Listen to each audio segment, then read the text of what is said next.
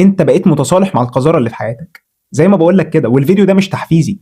عاوز تقلب اقلب، تمام. انا مش هحط لك مزيكا في الباك جراوند دلوقتي عشان تحمسك ولا تخليك الدوبامين يطلع عندك شويه فوق وتحس بالاورا، او احط لك مزيكا حزينه فتتاثر. لا، هم كلمتين انا جاي اقولهم وهتسكرولني عادي دلوقتي.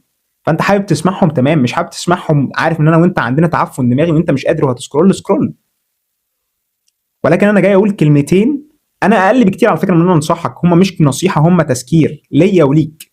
انا جاي افكرك بنسختك اللي كانت بتقعد تحاسب نفسها، تقعد تقول انا بعمل كذا غلط، طب عاوز احاول ان انا اصحح الغلط ده، عاوز احاول اوقف الغلط ده.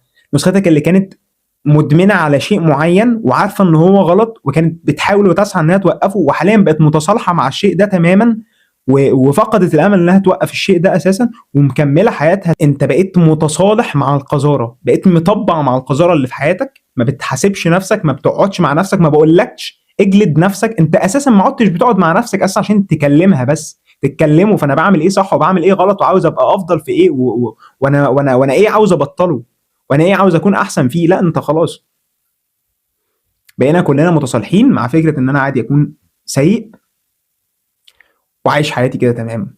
ولكن كده كده في وقت انت هتدفع فيه ضريبه انك استسلمت وبطلت تحاول دي، انك تصالحت مع حياتك اللي مليانه حاجات غلط وما حاولتش تصلحها.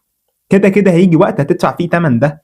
فحاول، موت وانت بتحاول، اقعد مع نفسك، اسال نفسك انا بعمل ايه غلط وحاول تاني توقفه حتى لو انت فقدت الامل في انك توقف الشيء ده. بس طبق ده على اي حاجه غلط بتعملها ايا كانت ايه هي. سلام.